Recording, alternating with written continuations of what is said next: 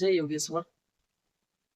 એકવાર ખૂબ મોટા વિદ્વાનોની એક બેઠક યોજાઈ હતી અને આ બેઠકમાં પરમ પૂજ્ય પાંડુરંગ શાસ્ત્રીજી આઠવલે પૂજ્ય દાદાજીને ઇન્વિટેશન આપવામાં આવ્યું હતું. એટલે દાદાજી પણ આ બેઠકમાં ઉપસ્થિત રહ્યા હતા. આજે કોઈ એક ટોપિક ઉપર ડિસ્કશન થવાનું હતું અને આ ટોપિક એવો હતો કે જે સમગ્ર માનવ જાતને સ્પર્શી લે. એટલે આ ટોપિકમાં એવા કોઈ મુદ્દા ઉપર વાત થવાની હતી. પછી બધા જ લોકો હાજર રહ્યા ત્યારે એક વિદ્વાન ઊભા થયા અને એમણે એવું કહ્યું કે આજે સમગ્ર દુનિયામાં પ્રત્યેક વ્યક્તિના જીવનમાં કંઈક ને કંઈક સમસ્યા છે. દરેક વ્યક્તિ કોઈક નાના મોટા દુઃખો સામે ઝઝૂમી રહ્યો છે અને જ્યાં સુધી આ સમસ્યા હોય છે, દુઃખ હોય છે, ત્યાં સુધી વ્યક્તિ આનંદપૂર્વક જીવન જીવી નથી શકતું. તો પછી આપણે એવું શું કરી શકીએ કે જેથી વ્યક્તિના જીવનમાં કોઈ પ્રોબ્લેમ્સ કાં તો કોઈ દુઃખ આવે જ નહીં. એટલે પ્રોબ્લેમને જો આવતા રોકવા હોય, દુઃખને જો આવતું રોકવું હોય તો આપણે કયો રસ્તો કાઢી શકીએ. એટલે અહીંયા બધા જે વિદ્વાનો ભેગા થયા છે એ લોકો કંઈક રસ્તો બધાને બતાવશે અને પછી આપણે કોઈક નિરાકરણ ઉપર આવીશું. જેવા આ વિદ્વાને પોતાની વાત પૂરી કરી તેવા જ પાંડુરંગ દાદાએ એવું કહ્યું કે આ તમે જે વાત કરો છો એ વાત ઇમ્પોસિબલ છે.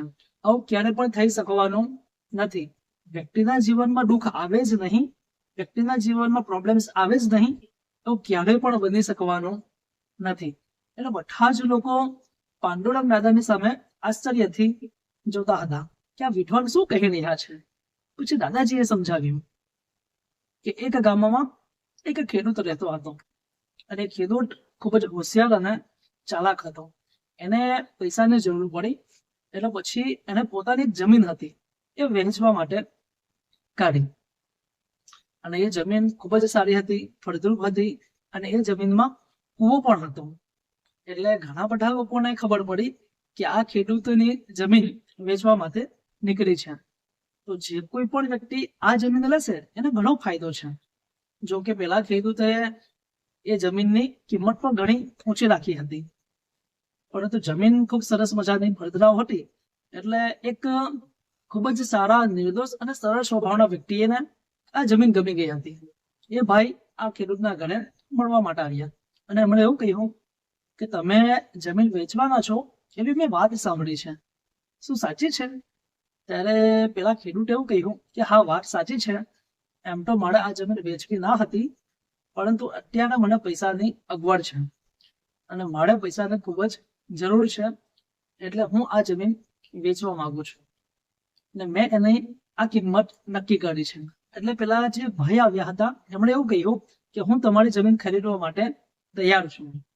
હું કાલે જ તમને આવીને બધા જ પૈસા જમા કરાવું, પછી આપણે દસ્તાવેજી કાર્યવાહી આગળ વધારીશું. તો પેલો ભાઈ તો ખુશ થઈ ગયો, કારણ કે એને તો એવું લાગતું હતું કે આ જમીનના આટલા બધા પૈસા કોઈ આપશે નહીં. પરંતુ પેલો ભલો ભાલો વ્યક્તિ તૈયાર થઈ ગયો અને બીજા દિવસે એ ભાઈ પૈસા લઈને આવ્યા અને પૈસા એને એ ભાઈને જમા કરાવ્યા. પછી થોડી ઘણી દસ્તાવેજી કાર્યવાહી થઈ અને એ જમીન પેલા જે નવો માલિક હતો તેના નામ ઉપર કરવામાં આવી. હવે પછી જેમણે જમીન લીધી હતી તેમણે એ ખેતરમાં પાકનું વાવેતર કર્યું.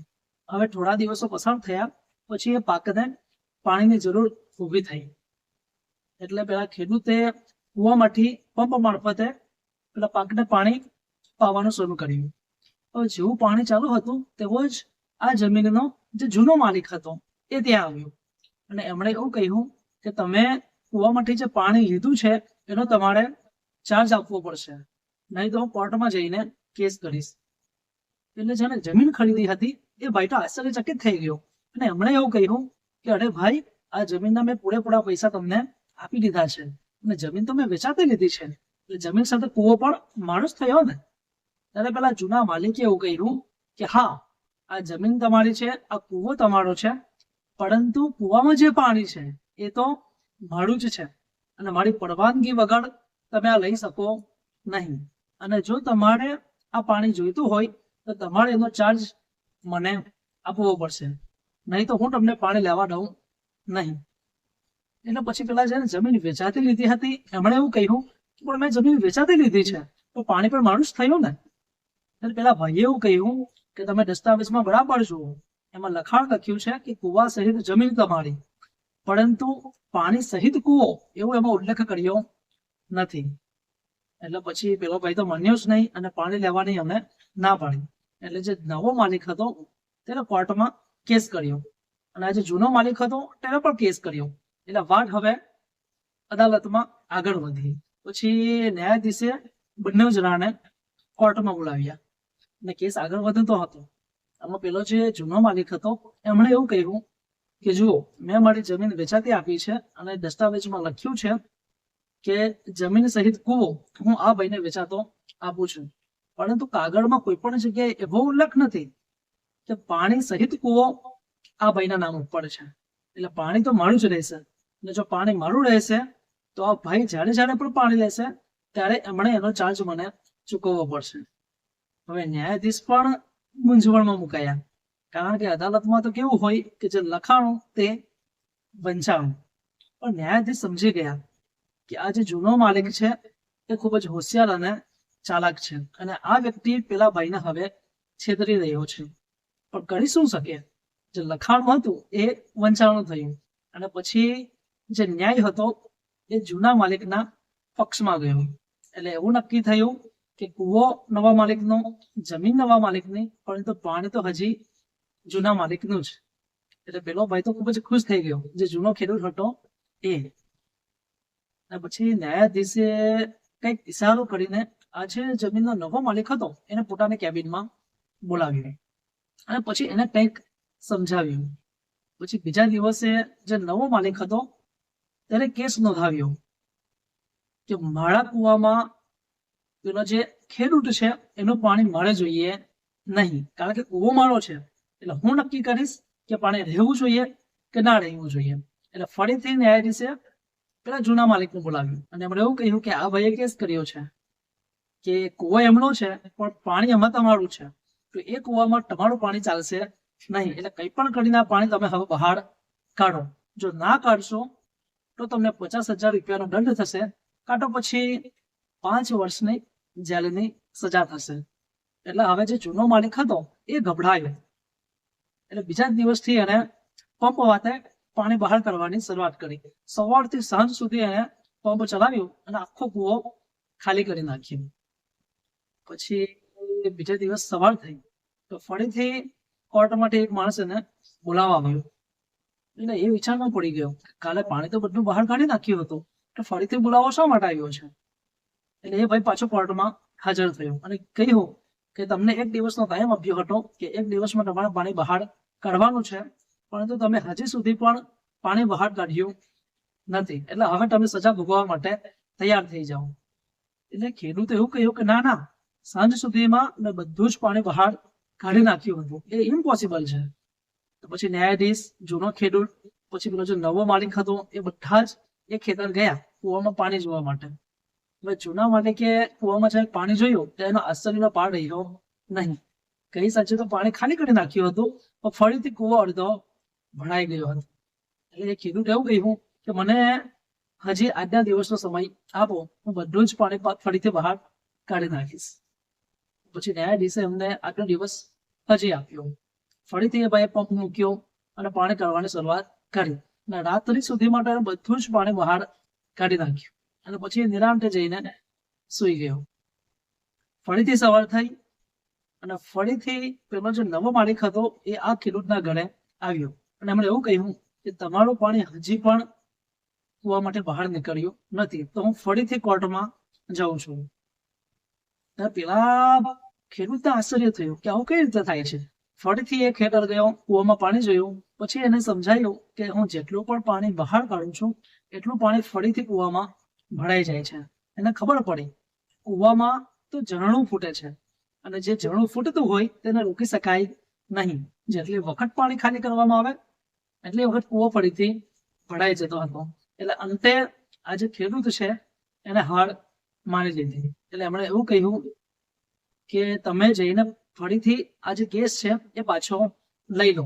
હવે હું તમને દસ્તાવેજમાં લખી આપું છું કે કુવા સહિત પાણી પણ તમારું. અને અંતે પેલા ભાઈએ આ લખાણ આપવું પડ્યું. દાદા એવું કહે છે કે એક્ઝેક્ટ આ કુવા જેવું આપણું જીવન છે, અને આ કુવામાં જે ઝરણું ફૂટે છે એવું જ આ દુઃખોનું છે, એવું જ આ સમસ્યાઓનું છે. અને ઝરણું ક્યારે સુકાતું નથી, તેવી જ રીતે દુઃખ કાં તો પ્રોબ્લેમ્સને ક્યારે પણ દૂર કરી શકાતા નથી. આપણે ગમે તેટલા પ્રયત્ન કરીએ પરંતુ દુઃખ આવશે આવશે અને આવશે જ.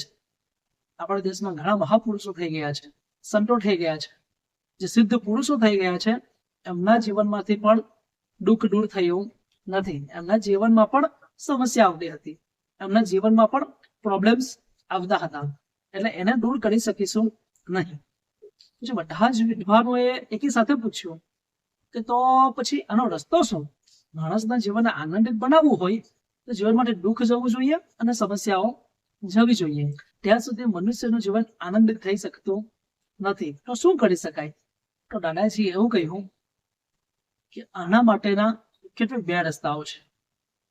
એમાંથી એક જે રસ્તો છે એ ટેમ્પરરી છે, અને જે બીજો રસ્તો છે એ પરમેનન્ટ છે. તમારે શું સાંભળવું છે? પેલા લોકો એવું કહ્યું કે જે પરમેનન્ટ રસ્તો છે ને એ પહેલા તમે બતાવો. ત્યાં દાદાજી એવું કહ્યું કે આપણે જો આપણા અસલી સ્વરૂપને જાણી લઈએ, હું કોણ છું, એનો જો આપણે અનુભવ કરી લઈએ તો કાયમના માટે દુઃખ હોવા છતાં પણ દુઃખ નથી એનો અનુભવ આપણે કરી શકીએ. સમસ્યા તો જીવનમાં આવશે જ, પ્રોબ્લેમ્સ તો જીવનમાં આવશે જ, પરંતુ પ્રોબ્લેમ એ પ્રોબ્લેમ નહીં લાગશે અને દુઃખ એ દુઃખ લાગશે નહીં, જો આપણે આપણા અસલી સ્વરૂપને ઓળખી લઈએ તો. પરંતુ આના માટે ઘણી સાધના કરવાની જરૂર છે. આના માટે ઘણો વિનય કેળવવો પડે છે, ઘણો વિવેક આપણે રાખવો પડે છે. ને આ કંઈક એક બે દિવસમાં નથી થઈ જતું, એના માટે તો વર્ષો સુધી પ્રયત્ન કરવો પડે છે. કદાચ એવું પણ થઈ શકે કે જન્માડા પણ લાગી શકે. કૃષ્ણ ભગવાને પણ અર્જુનને એવું જ કહ્યું હતું કે બહુનામ જન્મનામ અંતે, એટલે બે કરતા બેથી વધારે જન્મો પણ લાગી શકે છે. તો આ થઈ એક લાંબી પ્રોસેસ, પરંતુ એના માટે ખૂબ જ શ્રદ્ધા અને ધીરજની જરૂર છે, જે મોટા ભાગના લોકોમાં હોતી નથી. એટલે આ એક લાંબી પ્રક્રિયા છે, પરંતુ એ ઇમ્પોસિબલ નથી. આ જો આપણે અનુભવ કરી લઈએ તો આપણને ખબર પડે કે આપણે તો અનાદિ અને અનંત છીએ. આપણો જન્મ પણ નથી અને મૃત્યુ પણ નથી, અને દુઃખ અને સ્પર્શી શકતું નથી. જો આપણે આ અનુભવ કરી લઈએ તો જીવન જીવવાની ખરી મજા છે, પરંતુ એના માટે સમય લાગે છે. અને આ જ્યાં સુધી આપણે અનુભવ ના કરીએ ત્યાં સુધી ટેમ્પરરી રસ્તો કયો? કારણ કે સમસ્યા અને દુઃખ તો આવવાના જ, ને છતાં પણ આપણે મજાથી જીવન જીવવું છે. તો હું બીજો રસ્તો કહું તો દાદાએ એવું કહ્યું કે બીજો રસ્તો છે દ્રષ્ટિકોણ બદલવાનો. હવે દાદા સમજાવે છે કે કોઈ છોકરાના નવા નવા લગ્ન થયા હોય અને હજી બીજા જ દિવસે એની ઘરવાળી જમવાનું બનાવે.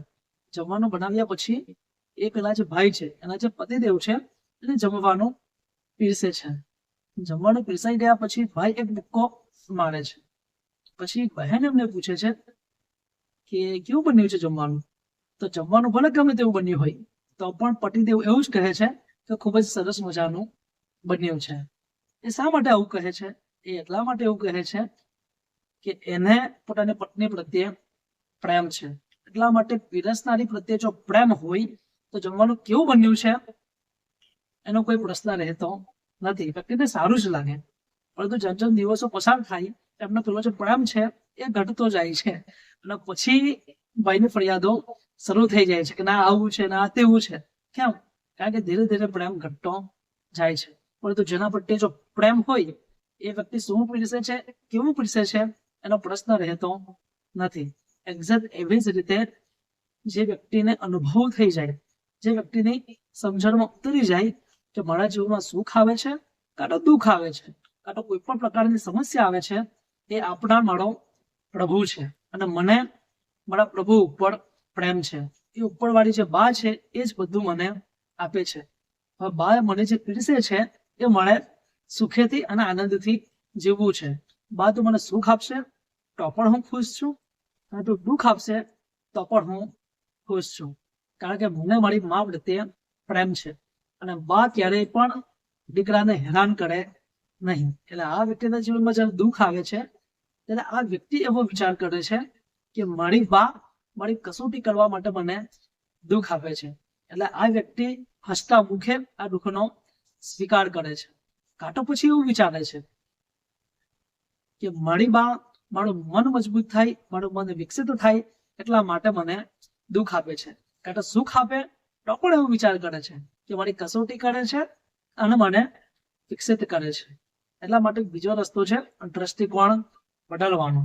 સુખનો લાડો આવે કાં તો દુઃખનો લાડો આવે, પીરસનારી મારી માં છે અને મને મારી માં પ્રત્યે પ્રેમ છે. એટલા માટે મને ફરિયાદ નથી કે તે મને સુખ આપ્યું કે દુઃખ આપ્યું. એટલે આ વાત સાંભળીને બધા જ લોકો ખુશ થઈ ગયા. બધા જ લોકોએ ખૂબ જ ડીપ થિંકિંગ કર્યું અને ખબર પડી કે ના, આ વાત તો એકદમ એમની સત્ય છે. અને ભારતના જે દર્શન શાસ્ત્રો છે એમાં પણ એવું જ કહ્યું છે કે જે અંતિમ ગોલ છે તે છે સ્વયંને જાણવું. આપણે જો આપણો અનુભવ કરી લઈએ તો પછી દુઃખ લાગતું નથી. પણ ત્યાં સુધી ટેમ્પરરી રસ્તો કયો? તો બધાએ કહ્યું દ્રષ્ટિકોણ બદલવો જોઈએ.